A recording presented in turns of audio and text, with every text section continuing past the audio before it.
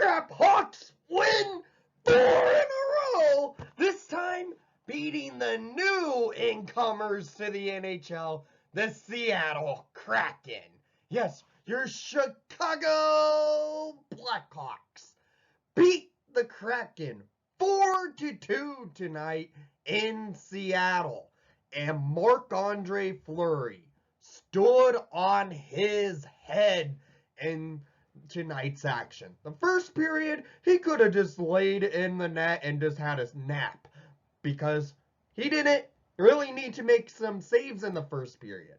It was the second period and the third period where the Flower had to come out big and save this game for your Chicago Blackhawks.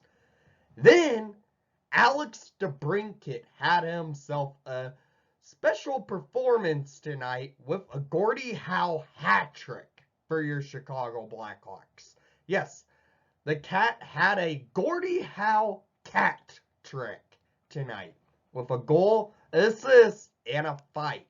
This was an impressive game by the Hawks. First period, they were moving the puck well. Second period, they got a second goal, but the Kraken were awakened, and the Hawks were sitting back. But the Hawks prevailed. It was an impressive performance by the Hawks. In the first period, they kept getting the goals, but they were letting the Kraken battle back and almost tie this game up. But the Flower stood strong and helped your Chicago Blackhawks beat Seattle tonight, and it was an impressive performance by the Flower. So, let's look at the stats of the game. The Hawks have been great at the faceoff dot all season. Tonight, Taves really was not that good at it, and the Hawks faltered. They went 39.6% at the draw to the Kraken going 60.4% at the percentage for faceoffs. That's unacceptable right there. Power plays, Hawks went 0 for 1, and the Kraken went 1 for 2. That's when the Kraken really sparked in the third period. As I mentioned, they scored in the third period just now. But this game was an impressive performance by your Chicago Blackhawks. They battled, they were driven hard by the Kraken, but they were not broken. That's what we needed to see. The Hawks have been known in the past this season, if they had leads, they would break sometimes, but they did not. Fleury was the backbone tonight, and the Hawks prevailed. It was a stellar performance by the Flower. Shots on net per period. As I said in the first period, Fleury could have just sat in his net and had a nap, because total shots on net in the first period, it was 8-3 in favor for your Chicago Blackhawks. The 3 shots by the Kraken were really low-quality chances, and they really didn't get much power off, and Flower made a couple saves there. And the Hawks were pressuring and pushing the Kraken into the Hawks' offensive zone, and it led to some back-and-forth hockey as well. But the Hawks were out-skating and outperforming the Kraken in the first period. Then we have the second period for shots on net. It was 6-16 in favor for the Seattle Kraken. Then the third period, 5-14 in favor for Seattle. And total shots on net, 19-33 in favor for Seattle. That was unacceptable by the Hawks by defensive play. They were letting the Kraken really battle back into this game and get their fans going. And, well, it kind of worked, because the Kraken were really pushing the Hawks in late minutes of the game. But Flower, again, stood strong. So let's get to the goals of the game, shall we? In the first period, as I said, it was basically back-and-forth hockey, but the Hawks were out shooting the Kraken 8-3.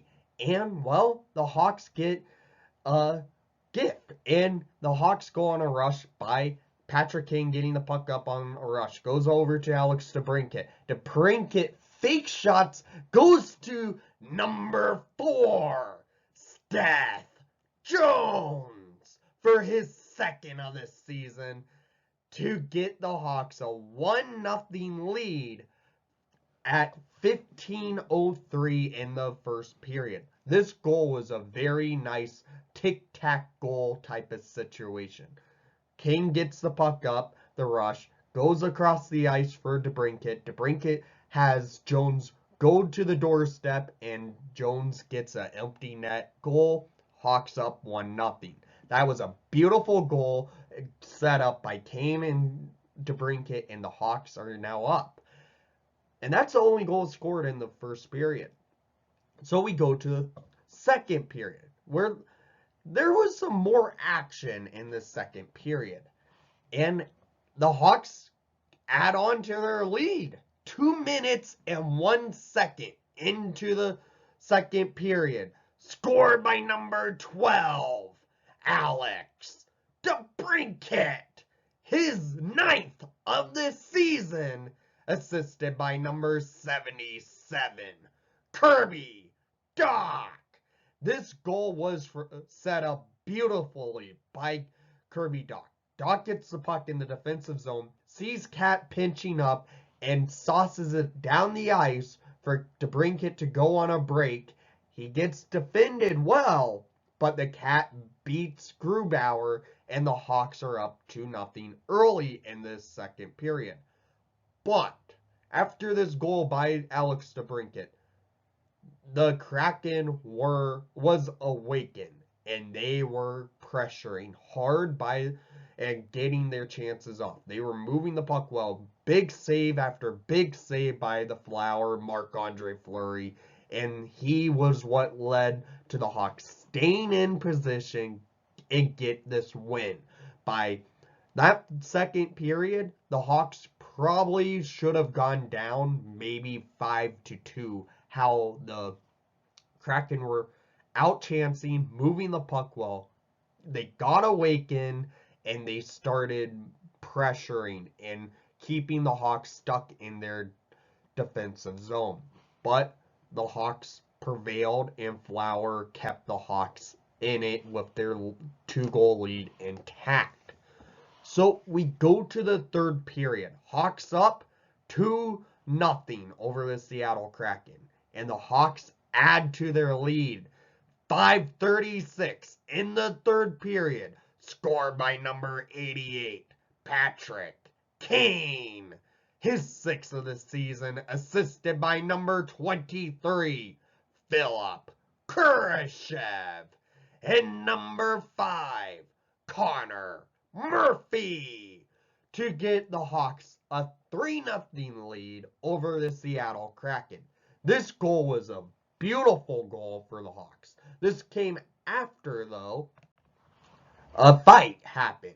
And it was a fight between number 12, Alex DeBrincat, and Yanni Gourde. And this fight by the Cat led to the Hawks pressing up, and they get a chance, and they score. And it was a fight to remember. The Cat looked angry. He was pounding. He ended up getting the Gordie Howe Hat Trick. But let's get back to the goal, shall we? At 5:36 in the third period, Patrick Kane gets the Hawks a 3-goal lead, and this goal by Kane was really set up by Murphy perfectly. Murphy sends the puck up to Kurashev, and Kurashev and Kane go on a 2-on-1 break, and Kurashev sauces it over to Kane, and Kane beats Grubauer top shelf, and the Hawks are up 3-0. So, we're not done, and the Kraken now press. They get a late power play, and we see this happen. At 14:15 in the third period, McCann of the Kraken scores on the power play, assisted by Schwartz and Geeky, to make it a 2-goal game. Okay, it's a 2-goal game. And the Hawks look like they can still contain it, right? No, because it turns pretty quickly where the goal sparks the Kraken and their fan base, and it gets pretty loud in Seattle, and the Kraken makes it a one-goal game here at 18-11 with an empty net on their side, extra attacker for the Kraken. The Kraken score by Yanni Gord, his fourth of the season, assisted by Dunn and Eberle. And this led to the Kraken really press hard. It led to the Kraken, you get it within one. They call a timeout. They pull their goalie again, but it doesn't work this time. At 19:34 in the third period, for his first as a Chicago Blackhawk at first of the season, scored by number 6, Jake McCabe, to get the Hawks that 2-goal lead back, and the Hawks win it 4-2 from an empty net goal from Jake McCabe, getting the puck in his defensive zone and throwing it up down the ice into the empty net. And the Hawks win it 4-2 over the Seattle Kraken. Marc-Andre Fleury deserves first star, second star, and third star in my opinion. You could give DeBrincat one star in this game, but honestly, Flower was the main reason this team won tonight. Flowers was outstanding. He kept us in it. He managed to win this game, and the Hawks prevailed. This was a big goaltending win. It was a robbery by the netminder, and that's how it was. That's what I'm calling it. And I want to hear what your thoughts were from tonight's action. And thank you for watching the broadcast. Please leave a like and subscribe if you haven't done so already. And most of all, Hawks win! Hawks win! And let's